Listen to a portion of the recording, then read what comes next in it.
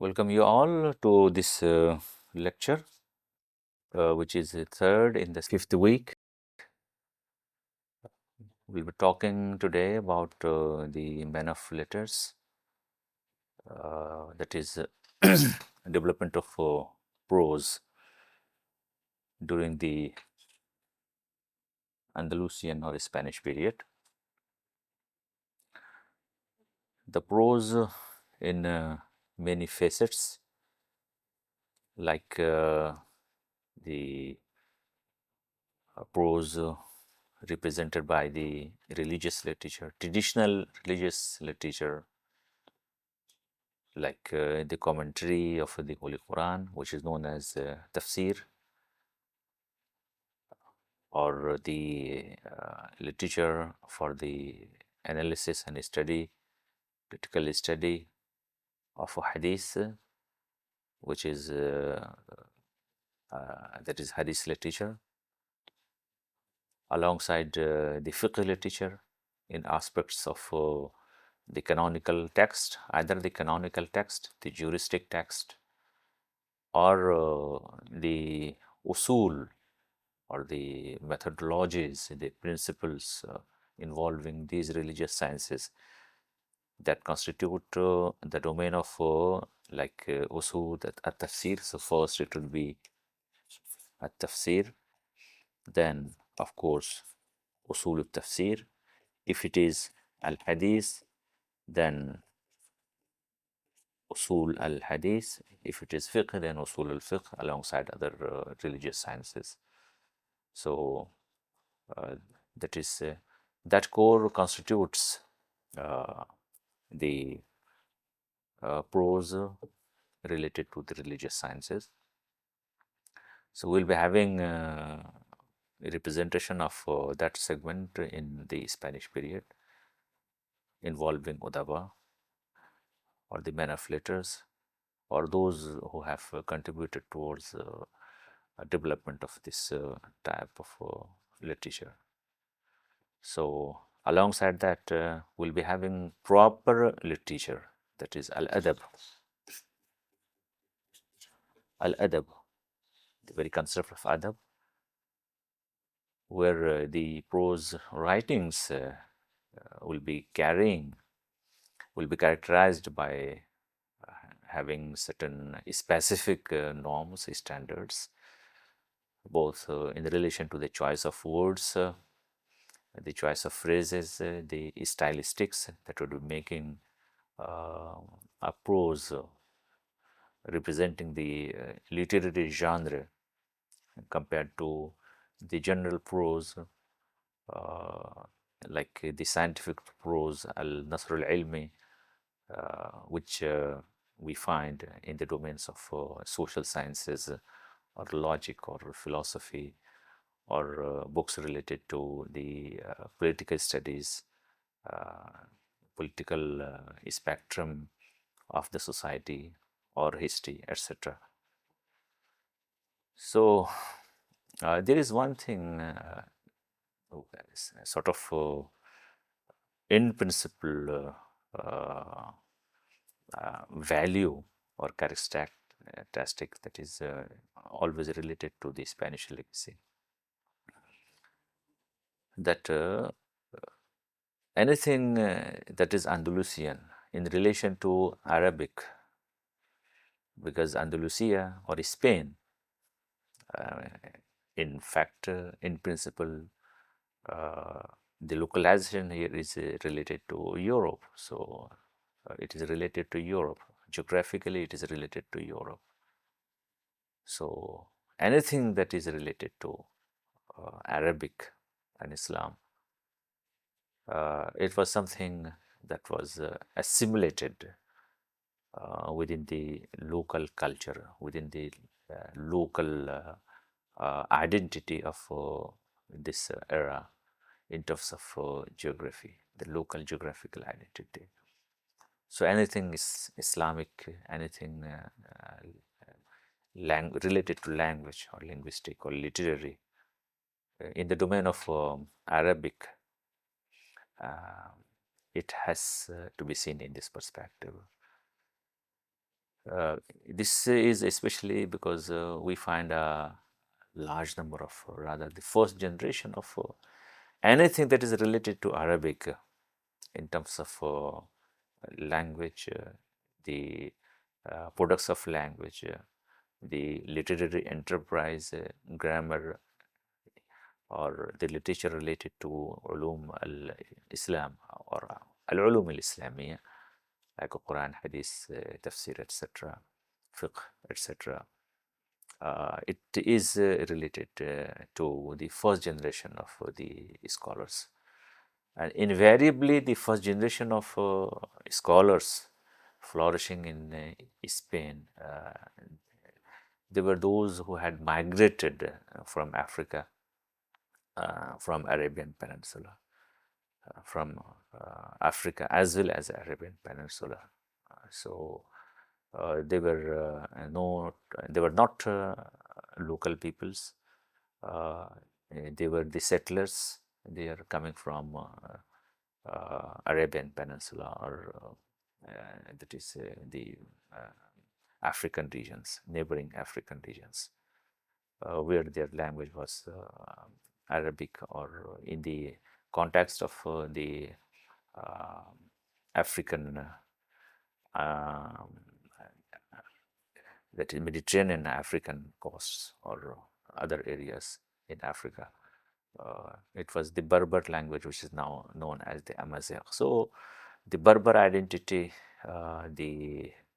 in terms of ethnicity and language and culture, of course, because the Muwahhids, Al-Muwahhideen, they were the Berber peoples primarily. Al-Murabitin, they were also the Berber peoples. So they represented the local entities, local identities, ethnic local identities. Although they were assimilated within the fold of Islam, with Arabic, with the standard Arabic as the main mode of communication, canonization, writing, literary enterprise, etc. So the first generation was assimilated from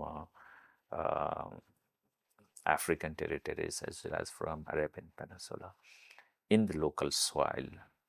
So this is especially true. So the primary here, the basic thing which is to be inferred, on which so many projections and analysis are based, is that the language, it was something assimilated after taking it from the areas other than the soil of the land. The themes, whether they were the literary themes or the academic themes, the philosophical themes, the logical themes, or the themes related to religious sciences and all the branches of religious sciences, including literary history, they were related to the mainstream Eastern Arabic culture or Arab culture. Eastern means Arabian and Peninsula. It was based on Arabian Peninsula.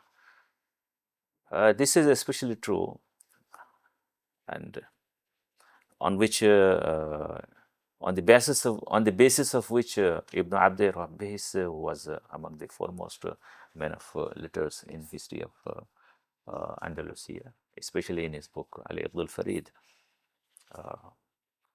This book, which was written in Andalusia, when this book reached Orient, that is Baghdad, or the eastern part of Arabic language and literature,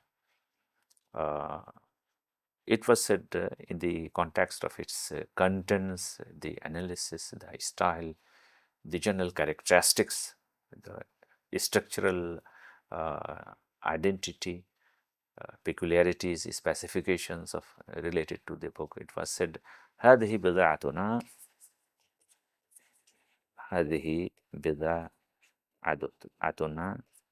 ردت إلينا. That is, this is our legacy, which has been restored to us. This is our legacy. This is our stuff, which has been given back to us. هذه بضاعتنا ردت إلينا. Means we have simply reclaimed our legacy. So the legacy was primarily Eastern in its nature.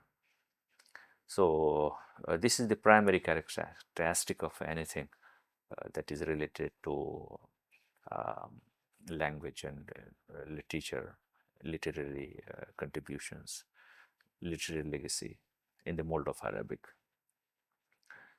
Al-Iqd al-Farid hence is like an encyclopedia of literary themes.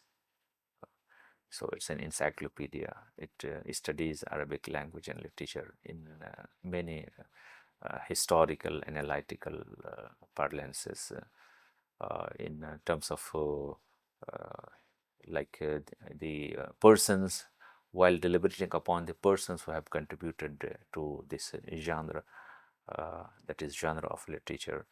So it's a compendium, it's a large compendium dealing with the Arabic legacy in poetry as well as prose. The book is in prose, of course. And because of the general character of the book, in terms of themes, in terms of languages, in terms of contents, it has been said, هذه بضاعتنا ردت إلينا. The second very significant name is Ibn Hazm al-Andalusi. Ibn Hazm. He was a philosopher, he was a scientist, he was a manipulator, he had many books in a plethora of disciplines related to language and literature and philosophy.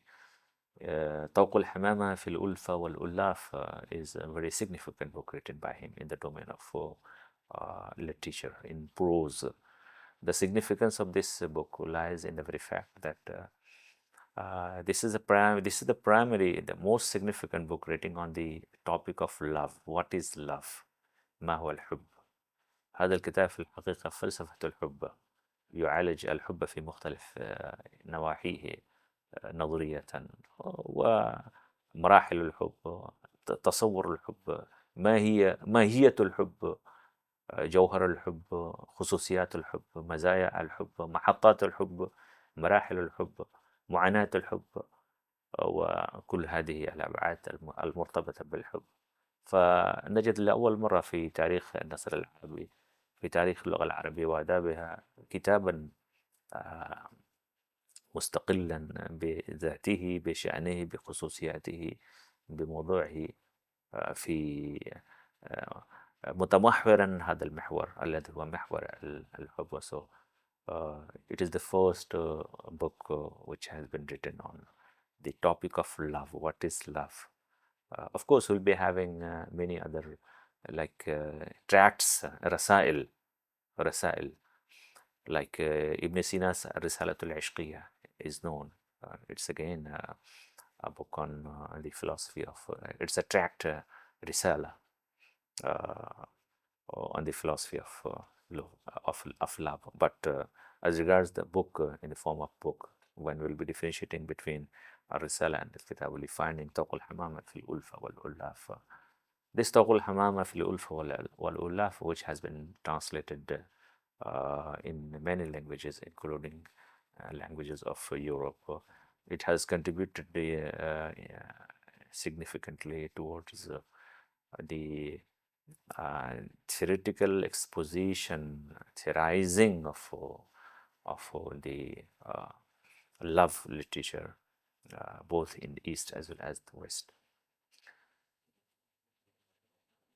Then we have Ibn Sida, Lughawi, was a high scholar of Lughawiyat, manipulators. His Al-Mukhassas is a very significant book in the domain of linguistic studies. So the language studies, aspects of language studies, what is language, what is lisan, the parameters of language, the study of the origin of language, the phonetic aspect, the lexical aspect, the etymological aspect, the semantics, the syntax, etc., alongside the grammar, the grammatical structure of language. So all these language aspects related to language science, if one differentiates between the language science and linguistics, then Al-Mukhassas is among the books which hold very significant position in that domain.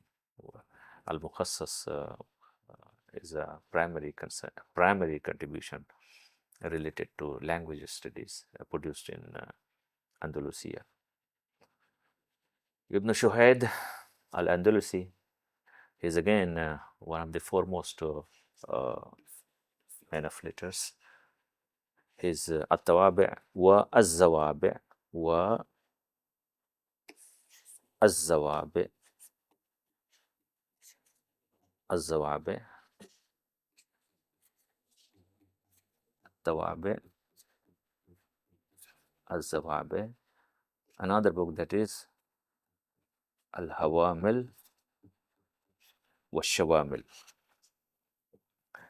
It's again a major contribution in the domain of, we can say, something like the fiction prose. Prose very much close in its theme, substance to the concept of fiction. So, well, the fact is that which must be recollected by the students of Arabic language and literature, that there have been many genres. Sometimes it was not simply the word artistry, like the artistic nature of the words which have to be used while producing texts or wordsmiths. So it was not the case of wordsmith, words engineering, هندسة اللغة. الأمر ليس هندسة اللغة، ولكن الأسلوب يعني في سياق المحتوى الفكري وطريق المعالجة. The content, the thought content, and the way, the form to express it, to deal with it. So this has led actually to emergence of several genres like al-maqamat,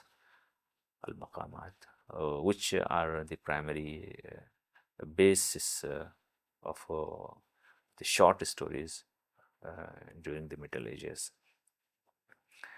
So again, Tawabi wa Zawabi and Al-Hawamil wa Shawamil, they are based on the substance of fiction in their nature. And it resembles very much like the substance of al-maqamat alongside al-manamat. So Ibn Shuhaid al-Ishbili, then Ibn Tufail. Ibn Tufail is a very prominent man of letters, adib, alongside being a philosopher, a physicist, a physician, and a scholar of science, of course, alongside a scholar of ulum diniya and philosophy. His Hayy ibn Yaqdan holds very unique position in history of Arabic language and literature. Hayy ibn Yaqdan is the first philosophical novel which we find in Arabic. It's the first philosophical novel, rather first philosophical novel in Eastern languages, also the Western languages. It has been pointed out and studied in many parameters, many perspectives, like a historical perspective, the thematic perspective, focusing on whether it can be seen as a philosophical novel. So it is philosophical novel because it deals with the philosophical notion of what is knowledge? What are the sources of knowledge? The knowledge we have as humans. Is it simply based on sensory perceptions, sensory organs, al-hawas al-khams? Means it is purely rationalistic based on the canon, on the organon of Aristotle, the structured modes of inferencing or logic, inductive and deductive logic, or Aristotelian logic. Is it so? Can knowledge be identified with this pattern alone? That very significant question, the primary question related to the theory of knowledge. And of course, existence. What is existence? The ontological interpretation of being. Ontological interpretation of being on the epistemological lines, on the epistemological projections. So, well, the experimental philosophies, the empirical sciences, if the methodology is empirical, then it will be focusing on the idea of, on the paradigm that is based totally on the sensory perceptions, the cognitions on the basis of material perceptions, material empirical aspect of things related to the ontological studies. So, Hayy ibn Qattan in this sequence, in line with other streams of thought, chiefly the school of illumination, al-Ishraq in East, and Neoplatonism, Neoplatonic concept of knowledge. It combines between the thought perception, the rationalistic aspect of knowledge, of being, alongside the intuitive aspect of being, the illuminative aspect of being. إذن هذا الكتاب في الحقيقة معالجة فلسفية لوجود الإنسان، ومعالجة فلسفية لنظرية العلم الإنساني. يعني نظرية العلم حيث أن العلم لا يرى على أساس، فقط على أساس العقل والعقلانية، وإنما يتعدى ذلك. فهذا في سياق قصة. This is actually elaborated upon a fiction. The fiction is that a child was about to born. A child was about to born. There was a voyage. In voyage, different peoples were there, including a lady. The child was about to born. Out of sudden, there was a tempest, and everything gets finished. Everything is finished. All are gone. The tides actually push this child who was born at the moment in between. He is pushed to the shore. Now this child is alone, no human beings, nothing. It's the seashore, and after some time he finds himself in the lap of nature. So he's actually in the lap of nature. The animals are there, the shrubs, the animals, the plants. It's something like the natural jungle is there with all these inhabitants except the humans. Now this newborn child is actually he is brought up in the lap of nature. Now the primary question here is that what will the language of this child? What will be the thoughts of this child, the dogma and the faith of this child? How this child will be thinking on issues of like God, for example, angels, religion, religious issues.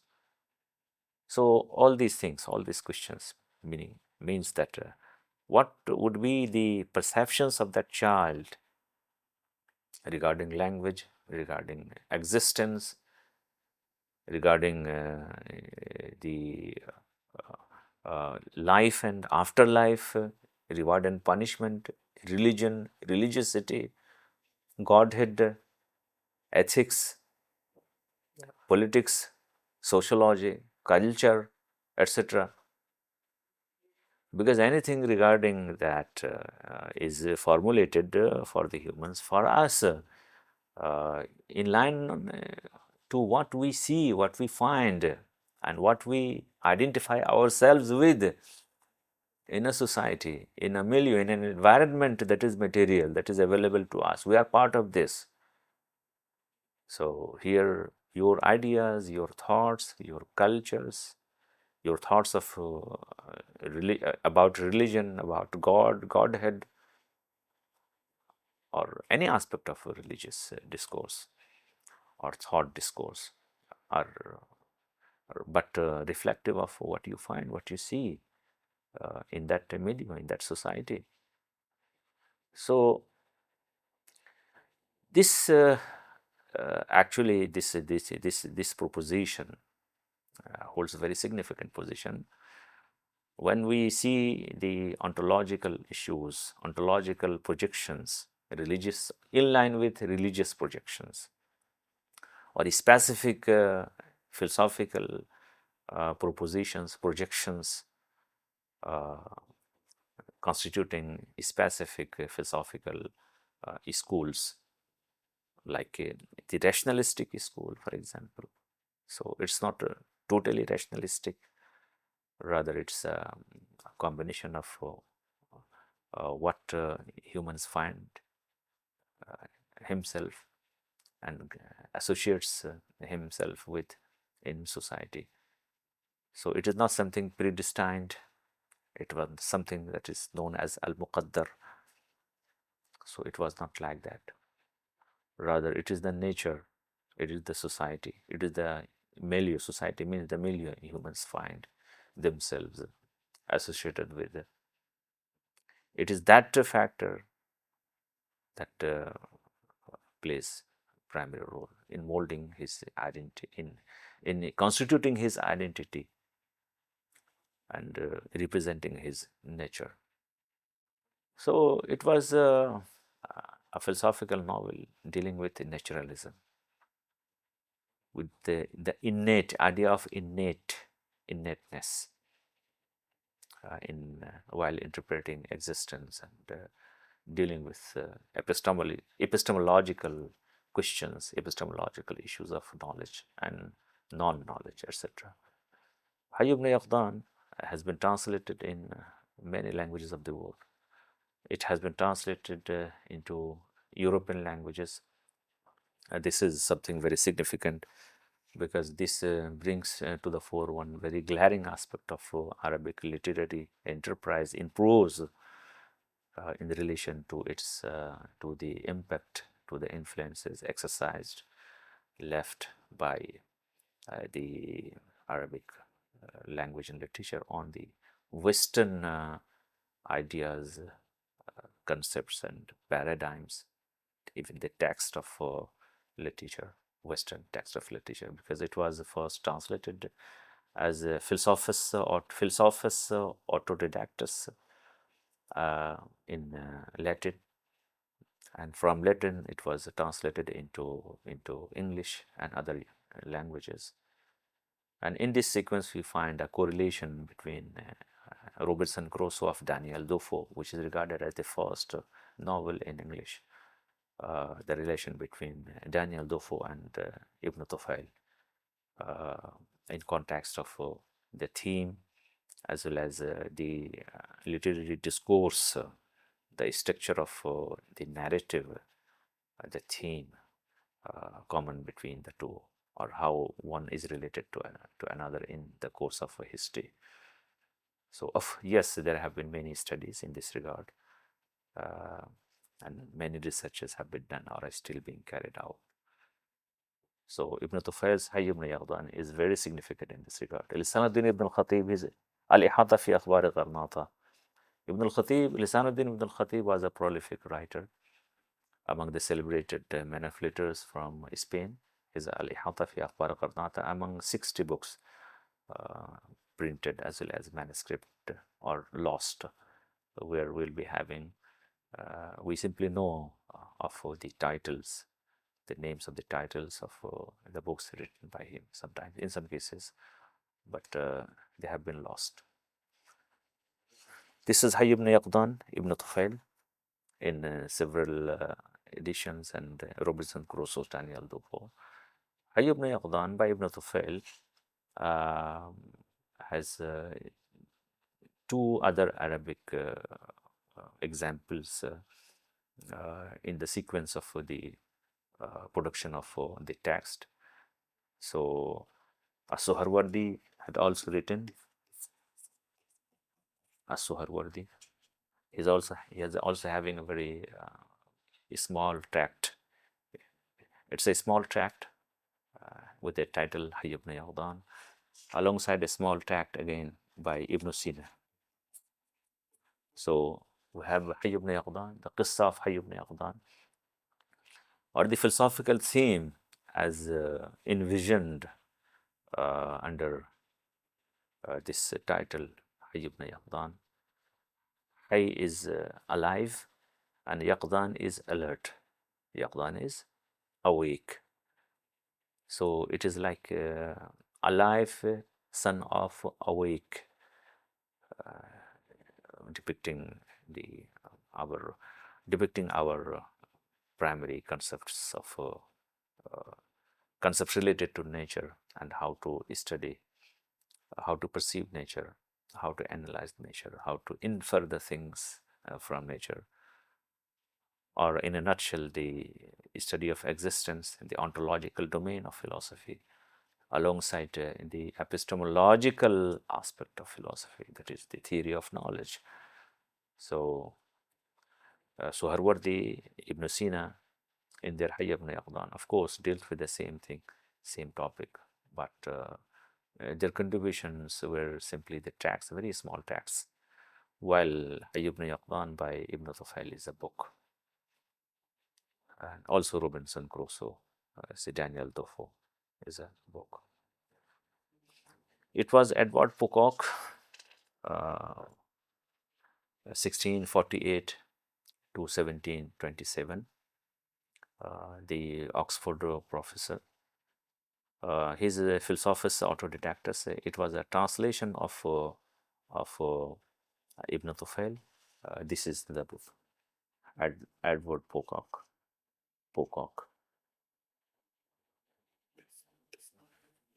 It was published in 17, way back in 17. The history of Hayy ibn Yaqdan, it was translated from Arabic by Simon Oakley. So this was the English translation of this book. So the significance of this book, as we'll be seeing in another lecture, that Edward Pocock produced the Arabic text alongside the Latin translation. So in this sequence, it is very significant. The linguists included a large number of scholars like Abu al-Hajjaj al-Bilwi, Abu al-Abbas al-Sharisi, Abu Bakr al-Zubaydi, Abu Ja'far al-Ru'aini, Abu Ali al-Shulubin, Ibn al-Ifli al-Barza'i, Ibn Sarraj al-Shantarini, Ibn Sayyid al-Batliyusi, and many others will be having among the Lughawiyin, or the linguists, the scholars of philology. There are primarily the philologists. Alongside the philologists, we'll be having the grammarians. We have a large number of grammarians in Spain, Arab grammarians.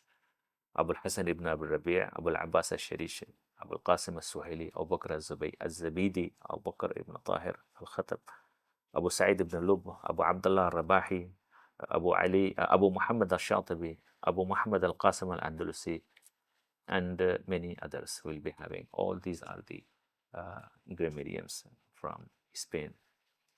Ibn Malik, chiefly his Al-Alfiyah.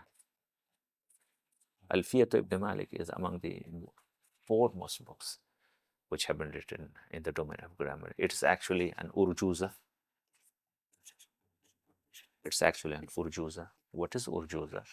Urjuza is a type of versification in which philosophical or related those or anything related to grammar or philosophy or religious sciences or history, the issues of the contents of the themes of these sciences are versified, are composed in some poetic lines, like it's simply versifications. Like حروف جارة have been versified as باو تاو كاف لام واو مز مسقلة رب حاشا من عدا في أنا على حتى إلى. It's simply a compilation, versification. They were because of they had actually the pedagogical aim to be achieved. So here the aim was pedagogical, how to memorize the thing, the sort of the texts which are to be memorized and then applied. Because if it is versified, if it is composed, if it is in a rhythmic pattern, then it's much easier for us to uh, memorize and recollect. So An-Nuhat, this legacy is one of the foremost and most very significant aspects of the Arab legacy in Spain. Arab legacy related to prose in Spain. With this, we conclude this lecture. Thank you.